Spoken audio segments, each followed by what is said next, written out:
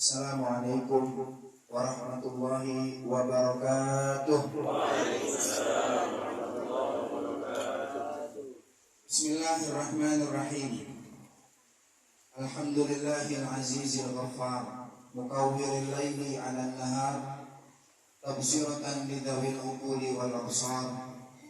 Allahumma salli wa sallim wa barik ala sayyidina Muhammadin wattasalatil uyunu bin nazar wa tazakhrafatil arduna bil matar wa hajja hajun wa tamar wa labba wa nahar wa tafa bil baiti wa qabbala al hajar wa ala alihi wa sahbihi al abrar, amma ba'd. وقال الله تعالى في القرآن الكريم وهو أصدق القائلين: أعوذ بالله من الشيطان الرجيم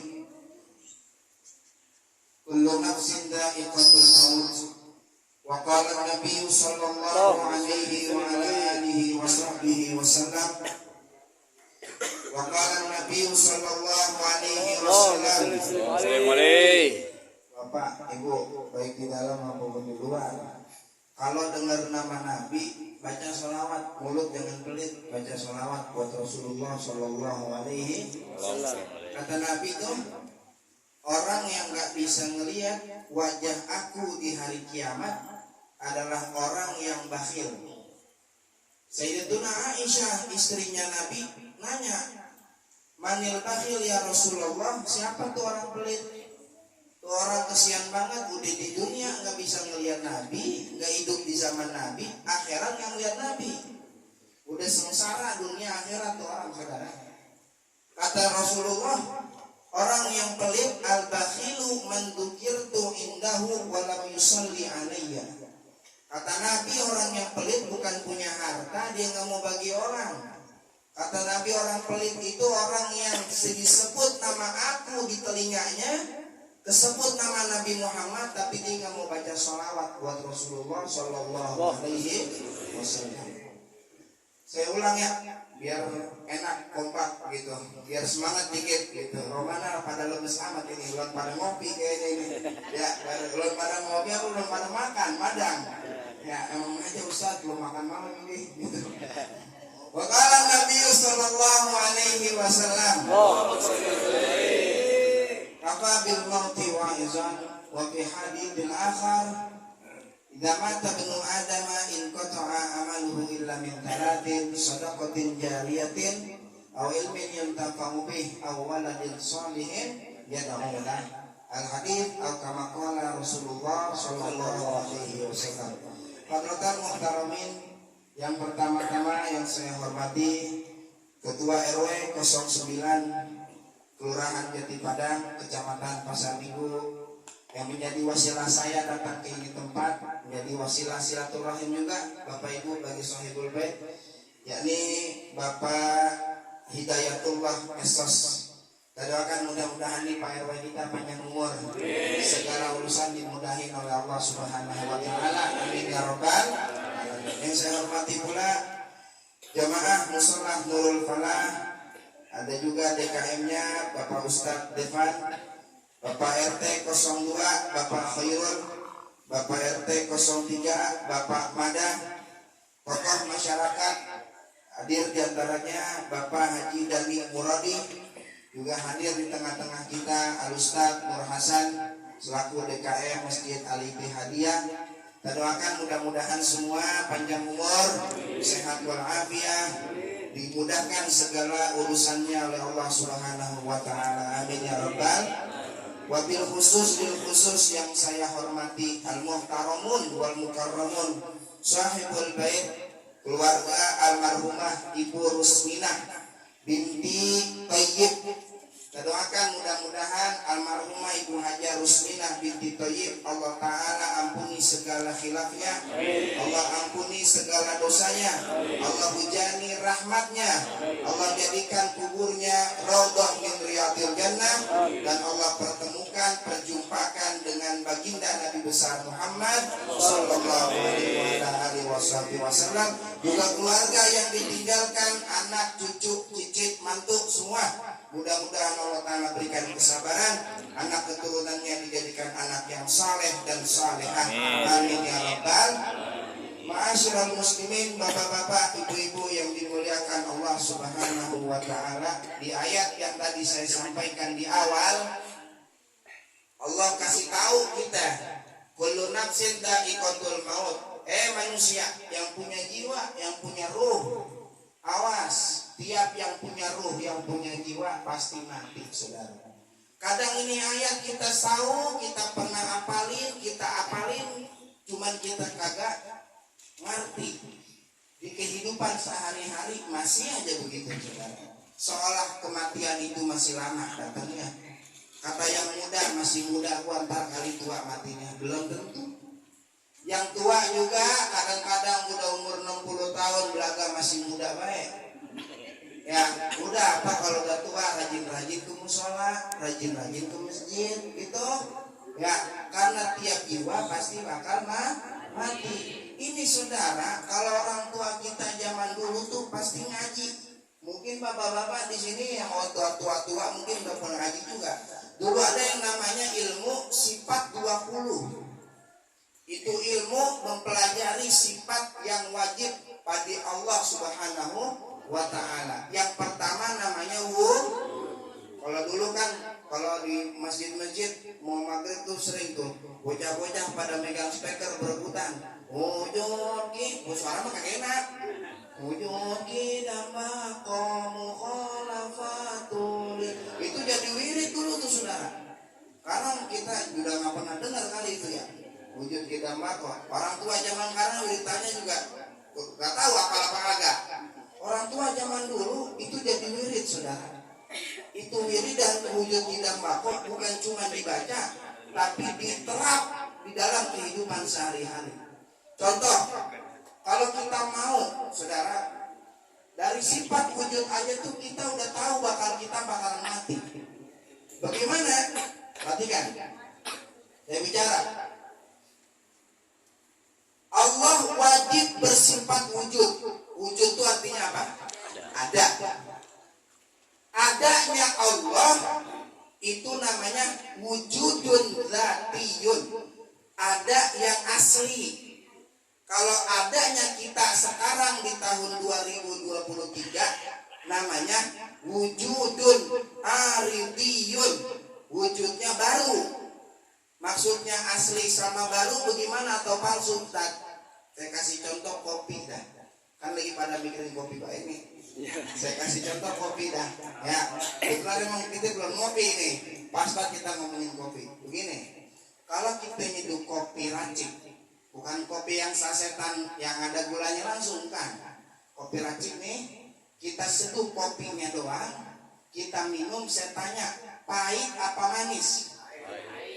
Pertama ini kopi, ya emang sifat asli kopi ya pahit. Ente kalau mau ngopi manis tambahin gula. Saat ditambahin gula 2 sendok, manis apa ora tuh kopi? Nah ini kopi jadi manis. Manisnya kopi itu palsu. Kenapa? Bukan sifat aslinya kopi Pak. Sifat asli kopi apa tadi? Pak? Pahit. Ini kita adanya kita tuh kayak manisnya kopi, bukan sifat asli kita. Ntar bakalan menuju ke sifat asli kita, yakni ketiadaan.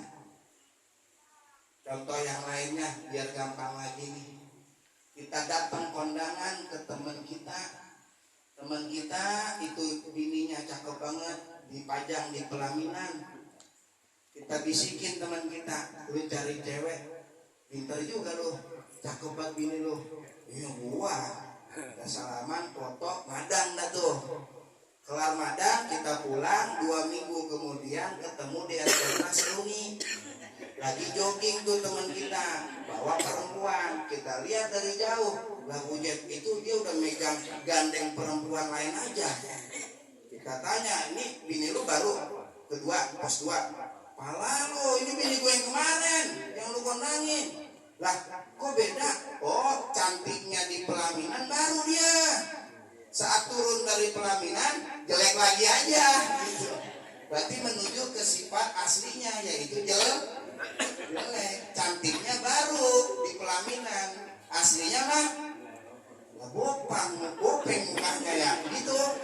Nah, adanya kita nih saudara nih kayak cantik tuh perempuan di pelaminan, entar bakalan menuju kepada tidak cantik lagi, ada ketiadaan, entar bakal meninggal kita saudara. Tuh dari sifat wujud aja tuh kita udah paham bahwa kita tuh entar bakalan meninggal dunia. Terus susah kalau udah meninggal dunia ngapain? Pakai nanya ngapain? Lu dikubur ngapain? Sendirian apa rame-rame? Sendirian saudara. Bini kagak mau nemenin. Kali gitu bininya saking cintanya mau nemenin. Ada yang begitu? Sampai nangis-nangis, dimandiin masih nangis, dikapanin nangis, disolatin masih nangis tuh bini. Pas dikuburin, coba bininya tanya, Pok mau tinggal di sini sama laki Pok? Jawabannya apa dah? Oh enggak, gue mau kawin lagi tuh. Kagak mau, secinta-cintanya bini kagak mau nemenin lakinya di alam kubur, ya kagak? Anak secinta-cintanya sama orang tuanya dipendam, gak mau nemenin di dalam kubur. Yang nemenin kita dalam kubur siapa? Amal kita, amal baik kita yang nemenin di alam kubur. Maka datang acara model begini, kita ambil hikmahnya. Pulang dari sini makin sedikit ngerjain maksiat, makin banyakin perbekalan kita buat di akhirat. Banyakin bekal kita, gak usah yang gede-gede amal ibadah mah Pak. Yang kecil tapi istiqomah itu luar biasa. Rasulullah bersabda, ahabul a'mali ilallahi adwamuha wa indallah. Amal yang paling Allah cintai adalah amal yang sedikit, amal yang didawamkan meskipun itu sedikit. Cuman wirid subhanallah wa bihamdihi subhanallahil azim. Cuman diistiqomahin sebelum subuh. Itu Allah cinta amalan begitu saudara. Jangan anggap satu amalan ibadah meskipun itu kecil di hadapan kita bisa bernilai besar di hadapan Allah Subhanahu. Saya boleh cerita orang ini? Kalau nggak boleh ya udah nggak apa-apa. Boleh ya? Suatu hari ada laki-laki datang ngadu ke Rasulullah. Ya Rasulullah, inni qad adnabtu dzamban aziman. Ya Rasulullah, ane telah berbuat dosa besar. Pokoknya gede banget dosanya ya Rasulullah. Gede banget dosanya. Kira-kira kalau buat ngelebur dosa anak, amalan apa yang anak harus lakukan? Ya Rasulullah. Rasulullah tanya saudara, kata Nabi begini, dzambuka a'zamu amis samawat. Lebih besar mana dosa ente atau 7 lapis langit? Kata ini laki-laki, lebih gede dosa aneh ya Rasulullah. Wujud gede amat itu dia. Amalan 7 lapis langit gedean dosa dia. Dosa apa tuh orang? Rasul tanya lagi, dzambuka a'zamu amil kursi. Lebih besar mana dosa kamu dengan kursinya Allah Ta'ala? Kata ini laki-laki, lebih gede dosa anak. Rasul tanya lagi, dzambuka a'zamu amil arsh. Dosa mana yang lebih besar mana? Dosa ente apa arusnya Allah Ta'ala? Kata ini laki-laki, lebih gede dosa aneh ya Rasulullah. Sama arusnya Allah lebih gede dosa dia. Tuh orang laki-laki dosa apaan tuh yang diperbuat? Rasul tanya lagi saudara, lebih gede mana dosa ente apa rahmatnya Allah Ta'ala? Ampun dia. Kata dia, lebih besar rahmatnya Allah Ta'ala. Rasul tersenyum. Nabi bilang begini, kalau mau ngapus dosa, ente jihad fisabilillah, ikut perang. Katanya laki-laki, ya boro-boro ya Rasulullah perang. Saya laki-laki pengecut. Keluar malam aja nggak berani saya, apalagi perang. Nggak berani saya Rasulullah, nggak sanggup saya jihad. Kata Nabi, ya udah puasa dah, puasa Senin Kamis. Kata ini laki-laki, boro-boro ya Rasulullah, saya nggak pernah kenyang. Dari sepotong roti nggak bisa saya puasa. Kata Rasulullah, ya kalau nggak bisa juga bangun tengah malam qiyamul lail, tahajud. Kata laki-laki, boro-boro ya Rasulullah, saya kalau subuh nggak dibangunin sama bini saya, subuh bablas. Ini kan model kayak kita ya, gitu ya. Ya, bayang subuh jam 8 pagi gitu, duha sambil kunut gitu. Apa? Emang subuhnya lewat kita mah. Kalau bini kagak bangunin, bablas saya itu subuh. Kata Rasulullah, ya udah kalau emang nggak sanggup juga, alaika bikalimataini khafifataini alal lisani thaqilatani fil mizani habibatani ilar rahmani subhanallah walhamdulillah subhanallah bihamdihi subhanallahil azim. Dah, kalau nggak bisa juga buat ngelebur dosa, baca 2 kalimat, ringan di lisan, berat di timbangan, dicintai Allah Ta'ala Ar-Rahman. Apa itu? Subhanallah wa bihamdi subhanallahil. Itu amalan subhanallah wa bihamdi subhanallahil azim aja mampu melebur dosa yang lebih besar daripada arusnya Allah Ta'ala. Artinya apa? Bekal kita nggak muluk-muluk amalan yang gede, enggak. Amal yang kecil tapi kita istiqomahin, saudara, cukup buat kita. Bekal buat kita ntar di hari ya, di alam kubur, di alam kubur. Karena ntar yang nemenin kita di alam kubur ya amal kita. Alam kubur kan gelap, saudara. Ya, gelap, nggak ada penerang di situ. Kali gitu, bawa center diselipin sama anaknya, Bapak, ini center ntar buat di kuburan ya. Ada gitu? Kagak, nggak bisa. Nah, Allah Ta'ala berfirman, "Wa may ya'mal mithqala dzarratin khairan yarah." Siapa orang yang beramal baik walau sebiji bayam kebaikan, maka dia akan lihat pahalanya entar di alam kubur. Saya kasih contoh begini, saudara. Ini kelamaan orang yang saya ceramah. Kayak. Terus lanjut. Ya, oke. Ada engkong dimintain duit sama cucunya. Tiap hari minta duit 1000. Cucunya namanya, contoh nih, contoh doang ya. Kalau emang ada yang namanya sama, ini rekayasa namanya. Namanya Udin contohnya. Udin minta duit mulu nih, 1000. Kata engkong ngomong gini, lu beli apa sih Din? Tiap hari 1000 dulu minta. Beli ciki jeki, Bang. Ciki jeki hadiahnya ada senter-senteran kecil. Tuh Udin kumpulin tuh senter. Kata engkong ngomong gini, jajanan lu orang semenggah, Din. Segala begituan lu beli. Mending lu kumpulin aja duit 1000, lu beli senter yang rada gede. Kata si Udin, biarin apa Bang, emang namanya mainan anak kecil ini. Engkongnya malam-malam mau ngerokok, mati lampu, nyari rokok nggak ketemu. Bok, lampu mati. Dia rokok gua kemana tuh tadi tuh? Ya, di Samsu. Ya, dia ingat, cucu gua si Udin tadi pagi dia beli ciki, dapat hadiah senter kecil. Dipanggil cucunya, Den, ya Kong, senter lu mana? Kata gua kagak semenggah tadi pagi. Sekarang mas semenggah udah dulu, mari. Gua mau ngerokok ini. Dibawa tuh sama cucunya, disenterin, kelihatan tuh rokok, saudara. Diisep sama engkongnya. Maksud saya begini, gelapnya kuburan kayak gelapnya malam hari nggak ada lampu. Senter yang kecil kayak amal ibadah kita yang kita anggap sepele di alam dunia, itu nerangin kita ntar di alam kubur.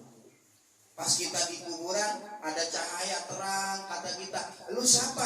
Gua amal 1000 yang lu masukin di dalam kotak amal. Tuh itu gua amal gocap dulu. Nyesel. 1000 aja udah gede banget cahayanya, bagaimana gocap nih gua? Tuh. Nah saudara, sekecil apapun amal, kalau kita berbuat ikhlas, dawam karena Allah Ta'ala, itu akan menjadi bekal yang luar biasa kita nanti di kuburan. Mudah-mudahan kita pulang dari sini semua makin dapat meningkatkan kualitas ibadah kita kepada Allah Subhanahu. Amin ya Rabbal. Kedua yang mau saya sampaikan, ini keluarga almarhum Ibu Hajah Rusminah binti Thayyib. Ini semuanya Allah catat pada malam hari ini menjadi anak cucu cicit yang bakti kepada orang tuanya. Kok bisa begitu? Karena ada satu orang laki-laki dari kaum Ansor datang kepada Rasulullah. Dia tanya, ya Rasulullah, hal baqiya min birri abawayya syai'un abirrihuma bihi ba'da mautihima. Wahai Rasulullah, apakah masih ada kesempatan saya buat bakti sama orang tua saya setelah orang tua saya meninggal dunia? Udah meninggal orang tua saya dua-duanya, apakah masih ada kesempatan saya buat bakti kepada mereka? Kata Nabi, na'am, iya ada. Apa? Ada 5. Di antara yang 5 adalah as-sholatu alaihima wal istighfaru lahum. Bacain doa, bacain istighfar, mintakan ampun buat orang tua, itu Allah Ta'ala catat menjadi anak yang bakti kepada orang tuanya. Pada malam hari ini keluarga almarhum, anak almarhum, keluarganya mengundang kita datang bareng-bareng bacain doa buat almarhumah Ibu Haja Rusmina binti Thoyib. Ini pertanda almarhumah di alam kubur sana dia senang gembira anaknya menjadi anak yang soleh dan solehah. Ustaz sotoy banget Ustaz. Mengapa? Tahu dari mana almarhumah senang? Saudara, perkara yang nggak kelihatan sama mata, biar tahu kudu pakai tanda. Mangga matang, payak matang, itu nggak kelihatan karena matang barang di dalam. Tapi ada tandanya. Tandanya dicat kuning, dicat merah, itu tanda. Barang matang mah nggak kelihatan. Orang kalau udah dipendem di kubur, disiksa ataupun dalam kesenangan nggak kelihatan, tapi ada tandanya. Apa tandanya dia senang? Tandanya dia senang anaknya bacain doa buat orang tua. Itu tanda orang tua di alam kubur senang. Sebaliknya, orang tua di alam kubur lagi diinjak-injak malaikat, tandanya keluarganya, anaknya orang ada yang bacain doa buat dia. Itu anak-anaknya pada ya dulu almarhum masih ada, pada rajin ke masjid. Pas almarhum udah kagak ada, boro-boro main remi mulu, mana mancing mulu lagi itu. Orang baca doa Jumat kagak pernah ziarah, kalinya ziarah setahun sekali Idul Fitri, itu juga udah lupa kuburannya di mana. La ilaha illallah. Itu anak bagaimana? Itu tanda orang tuanya juga lagi susah di alam kubur, saudara. Ya, karena yang diharap-harap orang tua di dalam kubur bukan anak jadi dosen, bukan anak jadi profesor, bukan anak jadi dokter, bukan anak jadi presiden. Yang diharap orang tua di alam kubur, lu doain gua Robin Firly wali walidaya. Itu aja tuh orang tua udah seneng, saudara. Kata Nabi, mal mayyitu fi qabrihi kal illa kal gharikil mutaqawwid. Mayit di alam kubur seperti seorang yang lagi tenggelam. Artinya apa? Nungguin bantuan. Orang kalau lagi tenggelam, kita tawarin mobil Fortuner mau apa enggak? Teman kita nih lagi tenggelam nih, lu tenggelam, ya tolongin gua. Kata kita, lu mau gak gua bagi Fortuner? Kalau orang yang punya akal kan kagak mau, lu ambilin ban. Ban memang gak ada harganya depan Fortuner, saudara. Tapi ban akan muncul nilainya saat dibutuhkan orang. Saat kita tenggelam, jangan nengok ke dunia, jangan nengok ke mobil Fortuner. Saat kita sedang tenggelam, kita lihat kepada ban. Kaya anak yang soleh mah nggak ada harganya di alam dunia. Ya, nggak ada harganya. Cuma ntar kita meninggal dunia, kita butuh anak-anak yang soleh buat doa kita. Jadi ditunggu doanya. Nah, pada malam hari ini dilakukan semua oleh keluarga beliau, anak-anak beliau. Beliau senang di alam kubur sana, dihadiahkan pahala yasin, hadiah pahala tahlil. Ini gembira luar biasa, saudara. Mudah-mudahan almarhumah kuburnya dijadikan raudhah min riyadil jannah. Amin amin ya rabbal alamin. Saudara, terakhir, lumayan juga ini serak-serak basah. Terakhir, ya udah ngeliatin aja PRT. Mau ngopi ya, lama kita ngopi bareng. Terakhir, suatu hari Nabi lagi melewati dua kuburan. Dua kuburan ini laki-laki. Padahal zaman dulu nggak ada batu nisan. Tapi Nabi tahu nih isinya laki-laki. Itulah mukjizat Rasulullah. Beliau tahu perkara yang gaib. Rasulullah kan indranya ada 2000, saudara. Kalau kita kan indranya 5. Kalau orang yang indigo indranya 6 ya. Rasulullah tuh indranya 2000. Saya kasih tahu. Beliau di dunia matanya bisa ngelihat surga. Makanya indranya ada 2000 Rasulullah. Perkara-perkara yang gaib nggak kelihatan sama orang manusia biasa, sama Nabi mah jelas. Karena indranya 2000. Kata Nabi ngomong gini, ini dua-duanya nih laki-laki kuburan, di dalamnya lagi diseksa sama malaikat. Diseksanya bukan karena dosa yang gede, Kenapa ya Rasulullah? Yang satu disiksa gara-gara kencing kagak nutup badan. Layas tatir, kencing di bawah puunan. Biasanya nih kan laki-laki modelnya. Orang ada perempuan gitu ya, ada kan? Nggak ada, perempuan mau malu.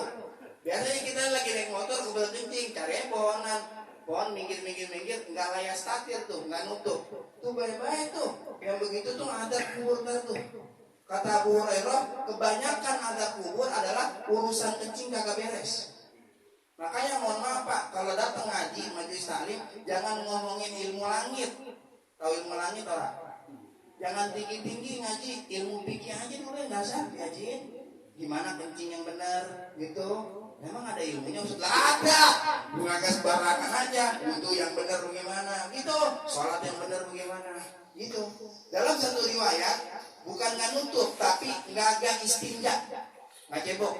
Dalam riwayat yang lain nggak dehem nggak? Bukan dehem gitu. Dehem begitu mah kagak ada efeknya. Layas tabri itu dehemnya dari suara perut. Bukan dari sini.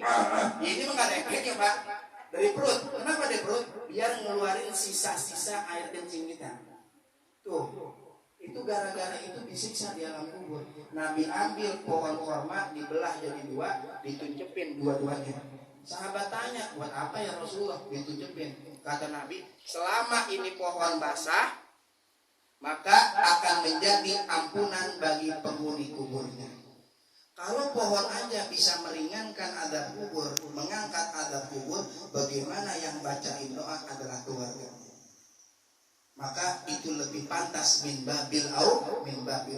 Mudah-mudahan almarhumah Ibu Hajar Rusmina binti Thayyib Allah Ta'ala ampuni segala dosanya, Allah jadikan kuburnya raudhah min riyadil jannah, dan mudah-mudahan beliau dikumpulkan oleh Allah Ta'ala bersama orang-orang yang soleh dan bersama baginda Nabi besar Muhammad sallallahu alaihi wa ala alihi wasallam. Amin amin ya rabbal alamin. Mungkin ini saja yang dapat saya sampaikan.